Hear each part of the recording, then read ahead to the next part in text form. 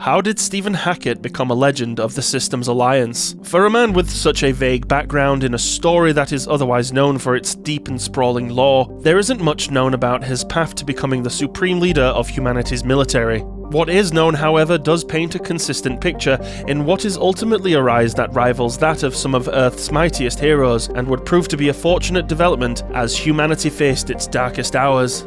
Greetings, Spacefarers, I'm Michael, and welcome to MTJ Disorder's Mass Effect lore. In this episode, I would like to unravel as much as we possibly can in studying a character who is undoubtedly an important piece of the Mass Effect trilogy, and attempt to surmise just what exactly made him such a key component in the war against the Reapers. This is our brief exploration into the backstory of Admiral Steven Hackett.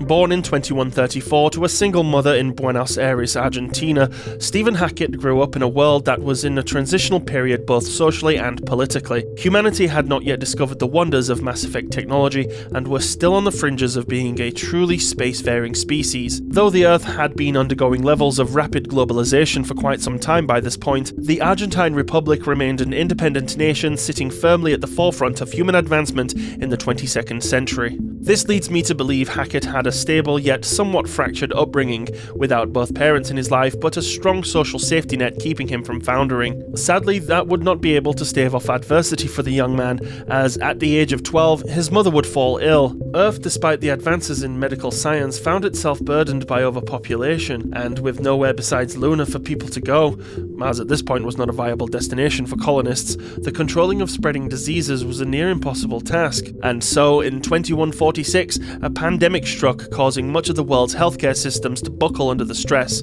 Sometime that year, Steven's mother passed away from complications due to sickness. With seemingly no other family to speak of, Child Protective Services stepped in and he was placed in the Argentine military's Advanced Training Academy for Juveniles. And very quickly he was discovered to have an immense aptitude for leadership, and his superior talents in science and combat soon became evident.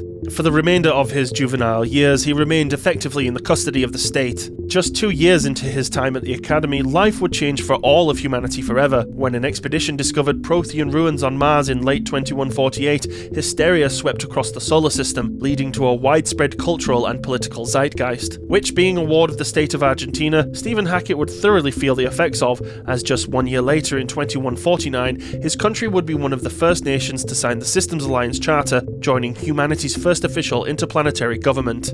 Hackett continued to attend the Academy, now a part of the Systems Alliance military, until he was 18, and almost instantly upon coming of age in 2152, after the discovery of the Charon Relay, he enlisted full-time in the Alliance Navy. With no remaining family to speak of, Earth seemingly held no attachment for him, and the prospect of volunteering for high-risk missions to colonize beyond the mass relay was too tantalizing to ignore, an endeavor he would participate in significantly for the next 4 years. I would imagine, given the manner of his mother's passing, this would have been an incredibly bittersweet pursuit, knowing that if only the pandemic that claimed her life could have been mitigated for even as little as 3 years, a better future for herself and all of mankind was just around the corner. This nonetheless must have created quite a strong sense of resolve for Hackett, as it took only 4 years for him to make a name for himself among his peers. In 2156, he was brought to Arcturus Station to be accepted into officers' training, where he would be commissioned as a second lieutenant and given a posting that would eventually lead to his involvement in the First Contact War of 2157. There isn't much known about his involvement in this conflict. I would imagine, given his posting at Arcturus, that he would likely have been part of the task force sent to liberate Shang-Chi under the command of Admiral Drisha. One thing I'm confident we can infer is that, like some others who participated in the war, Hackett not only gained valuable experience in interplanetary warfare, but also developed a strong sense of understanding the political landscape of the new world humanity was now part of. For many, the First Contact War resulted in a tendency to give into prejudice against the Turians, but with Steven Hackett, there doesn't appear to be any indication of that. He does, after all, appear to be an emotionally resilient commander during the events of the Mass Effect trilogy, implying that he seldom fell victim to such primitive attitudes. One of his most striking qualities is his ability to bring a cautious, pragmatic perspective to alien relations, yet be heavily focused on Alliance security and the protection of human interests. It is this that I would suggest leads directly to his improbable and swift rise up the ranks, becoming a Rear Admiral sometime between 2158 and 2183, an astonishing feat considered legend amongst the Alliance. By the events of the first Mass Effect, Admiral Hackett is a highly decorated officer in the Systems Alliance. Just exactly where he stood in the chain of command at this time isn't known for sure, though he is confirmed to be the flag officer in charge of the 5th Fleet. One particular noteworthy example of Hackett's influence is his involvement in the deliberations surrounding humanity's first Spectre candidate. While his rank did not formally place him above the Alliance Prime Minister, it's clear that in matters concerning the Citadel, his voice carried significant weight. This was partly practical. Commander Shepard and the Normandy were assets of the 5th Fleet, making Hackett's recommendation a critical factor in the discussion. Even so, the degree of influence he wielded is telling, underscoring just how much trust the Alliance and the Citadel placed in his judgment. This dynamic continues throughout the events of the first game. Hackett repeatedly calls upon Shepard to handle sensitive secondary assignments, demonstrating a high degree of trust in Shepard's judgment as a Spectre. At the same time, he is careful to reinforce the limits of that autonomy, frequently reminding Shepard that, regardless of Council status, their ultimate loyalty still lies with the Alliance. During the Battle of the Citadel, Hackett commands the 5th Fleet as it comes to the aid of the Council forces against the Geth and the Reaper known as Sovereign. While there's no canonical confirmation of which vessel serves as Hackett's flagship during the engagement, it raises an interesting question. Personally, I have my own headcanon, but I'm curious what you think his flagship was. Let me know in the comments. Admiral Hackett is largely absent from Mass Effect 2 and does not reconnect with Shepard in 2185 without first believing the commander to be dead. In the wake of the Normandy's destruction in 2183, he becomes directly involved in plans to commemorate Shepard's service, treating their loss not as a rumour, but as a settled and deeply personal reality. The form that memorialization takes varies depending on Shepard's past actions, but the one constant is Hackett's personal involvement. If Shepard repelled the Skillian Blitz on Elysium, Hackett authorises the establishment of Shepard Memorial Plaza and directs that all proceeds from weddings held there be donated to the families of fallen Alliance service members. On Torfan, where Shepard's reputation is far more controversial, Hackett personally orders that no arrests be made against those who attempt to extinguish the Shepard Memorial flame, a rare act of restraint that acknowledges the complexity of Shepard's legacy. And finally, if Shepard survived the Threshold attack on Akuz, Hackett is scheduled to preside over the unveiling of Shepard's memorial there in 2186. Taken together, these actions reveal a great deal about Hackett's character. He is not merely a distant administrator honouring a fallen hero, but an admiral who involves himself directly in how Shepard is remembered, balancing political optics, moral ambiguity, and personal respect in equal measure. Hackett also makes a brief but notable appearance in the animated film Paragon Lost, where he offers both guidance and commendation to Lieutenant James Vega for his actions on Fel Prime. During a medal ceremony on the Citadel, Hackett remarks on the similarities he sees between Vega and Shepard, an observation that likely plays a role in his decision to eventually bring the two together ahead of the events of Mass Effect 3.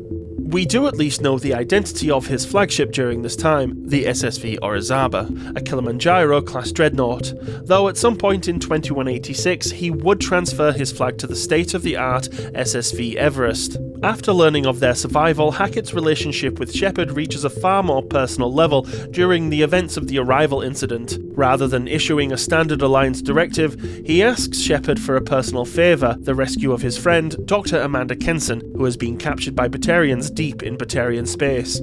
The request itself is telling, as it places Hackett's personal trust in Shepard above political caution. When Shepard returns to the Normandy, Hackett conducts the debrief in person, seeking a full account of what occurred during the mission. Yet, when the conversation turns to Shepard's decision to destroy the Alpha Relay, Hackett cuts through any justification. He makes it clear that he understands the magnitude of what Shepard has done, describing it as a hell of a thing, Commander. What follows is neither praise nor condemnation, but preparation. Hackett warns Shepard that the Batarians will demand answers, and that consequences are inevitable. When the time comes, he tells Shepard they will be expected to return to Earth and face them. In this moment, Hackett once again positions himself not as a shield, but as a steadying presence, acknowledging the necessity of Shepard's actions while refusing to pretend they will come without cost. As we eventually find out, none of that really matters because, well, we all know what happens to the Batarians.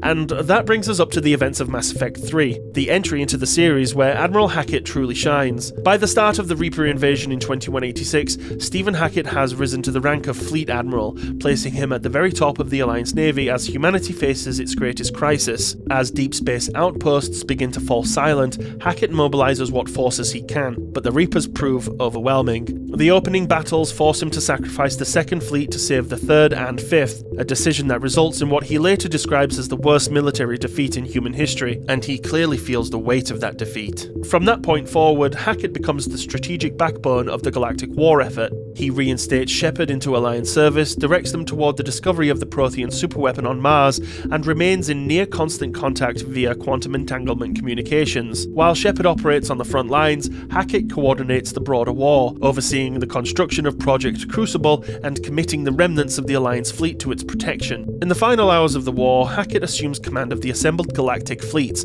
leading the fight to eliminate Cerberus and delivering the address that commits every allied force to the assault on Earth. A pretty fantastic speech, if I may say so. While Shepard leads the charge on the ground, Hackett coordinates the space battle, shielding the Crucible and seeing it safely to the Citadel. When contact with Shepard is lost, he carries the weight of command alone, prepared to accept whatever outcome follows. After the Crucible is activated and the Reapers are finally defeated, Hackett orders the surviving fleets to withdraw and regroup. Though the galaxy is left scarred and broken, he remains confident that it can be rebuilt, even as he reflects on the countless lives lost to secure a future many will never see. Side note, if effective military strength is not reached, Hackett will deliver a more grim monologue as he sits alone on his derelict flagship. It's kind of depressing.